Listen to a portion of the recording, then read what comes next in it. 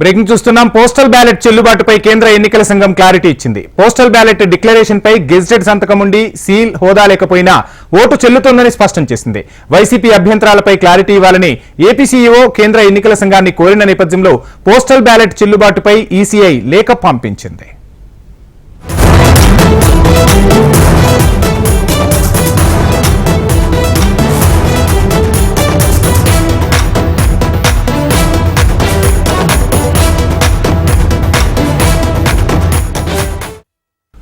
Postal ballot చెల్లుబాటుపై కేంద్ర ఎన్నికల సంఘం క్లారిటీ ఇచ్చింది. పోస్టల్ బ్యాలెట్ డిక్లరేషన్ పై గెజిటెడ్ సంతకం ఉండి సీల్ హోదా లేకపోయినా ఓటు చెల్లుతోందని ఎన్నికల సంఘం స్పష్టం చేసింది.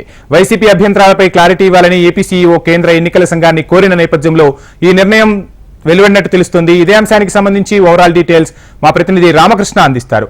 రామకృష్ణ, పోస్టల్ బ్యాలెట్ చెల్లుబాటుపై ఈసీఐ లేఖ పంపించినట్టు తెలుస్తుంది. ఆ లేఖలో అసలు ఏమేమి వివరాలు ఉన్నాయి, ఓవరాల్ డీటెయిల్స్ ఏంటి రామకృష్ణ? వంశీ, గత కొన్ని రోజుల నుంచి మనం చూస్తున్నాము ఏపీలో రాజకీయం మొత్తం పోస్టల్ బ్యాలెట్ పైన తిరుగుతుంది. అయితే ఇరు పార్టీలు ఇటు టీడీపీ కానీ వైసీపీ కానీ పోస్టల్ బ్యాలెట్ పై ఒక రకంగా చూస్తే యుద్ధం ప్రకటించినామని చెప్పవచ్చు. ఎందుకంటే ఈ పోస్టల్ బ్యాలెట్ ఈ గెలుపోవటం నిర్ణయించాలని ఈ రెండు పార్టీలు భావిస్తున్న నేపథ్యంలో గెలుపోవటం నిర్ణయించే ఇస్తున్న నేపథ్యంలో దానికి సంబంధించి ఈ పోస్టల్ బ్యాలెట్ ప్రాధాన్యత సంతరించుకున్న నేపథ్యంలో ఇరు పార్టీలకు సంబంధించి ఒక క్లారిటీ రావాలనే ఉద్దేశంతో ఇరు పార్టీలు ఇటు సీఈఓని కలిశారు. అయితే గతంలో ఈసారి జరిగిన పోస్టల్ బ్యాలెట్లో అత్యధికలో ఉద్యోగులు దాదాపుగా 4 లక్షల మందికి పైగా ఉద్యోగులు పోస్టల్ బ్యాలెట్ తమ ఓటు హక్కును వినియోగించుకున్నారు. పెద్ద ఎత్తున ఓటు హక్కును వినియోగించిన నేపథ్యంలో పోస్టల్ బ్యాలెట్ తుది నిర్ణయంగా జరిగే అవకాశం ఉందని ఇరు పార్టీలు భావించిన నేపథ్యంలో ఎక్కడైతే అంటే కొన్ని ఏరియాలో ఇప్పుడు పోస్టల్ బ్యాలెట్ లో గెజిటెడ్ సంతకం ఉండి తర్వాత హోదా లేకుండా తర్వాత వారికి సంబంధించి సీల్ లేని కొన్ని పోస్టల్ బ్యాలెట్ ఉన్నామని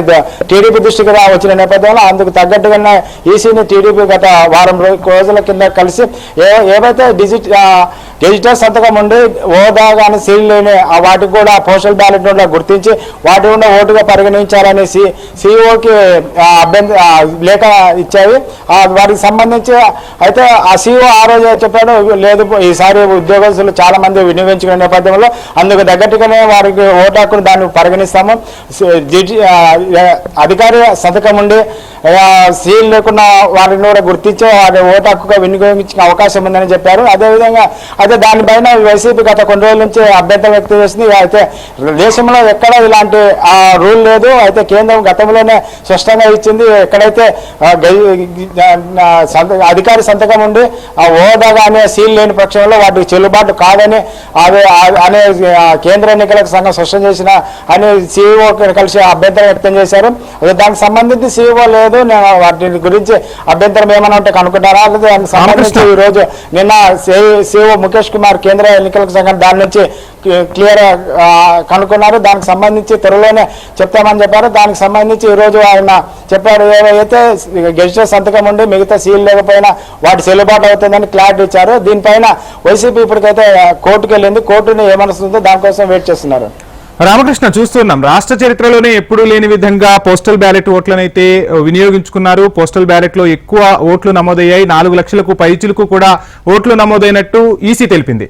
ఈ నేపథ్యంలో పోస్టల్ బ్యాలెట్ ఓట్ల లెక్కింపు అనేది కౌంటింగ్ రోజున మొదటగానే పోస్టల్ బ్యాలెట్ ఓట్లను లెక్కిస్తారు. ఈ పోస్టల్ బ్యాలెట్ ఓట్ల లెక్కింపుకు సంబంధించి ఈసీ ఎలాంటి చర్యలు తీసుకోబోతుంది? అంటే ఎప్పుడూ లేని విధంగా 4 లక్షలకు పైగా ఓట్లు అంటే ఖచ్చితంగా మీరు చెప్పినట్టు గెలుపోటములను ప్రభావితం చేసే అవకాశం కూడా ఉంటుంది. ఫైట్ అనేది టఫ్ గా ఉన్న సిచ్యువేషన్స్ లో ఇటువంటి నేపథ్యంలో పోస్టల్ బ్యాలెట్స్ కు సంబంధించి కౌంటింగ్ ప్రక్రియ ఎలా జరగబోతోంది? అదే వంశీ, పోస్టల్ బ్యాలెట్ సంబంధించి ఇప్పటికే సీఈఓ అధికారులకు స్థానిక అధికారులకు ఆదేశాలు జారీ చేశారు. ముందుగా పోస్టల్ బ్యాలెట్ లెక్కిస్తారో పోస్టల్ బ్యాలెట్ లో ఎలాంటి తప్పిదాలు లేకుండా అన్ని జాగ్రత్తలు తీసుకోవాలి.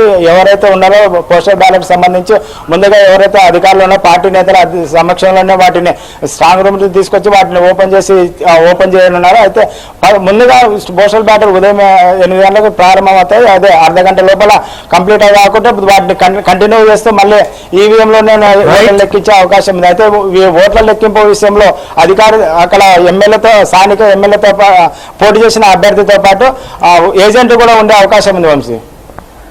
Thank you RK.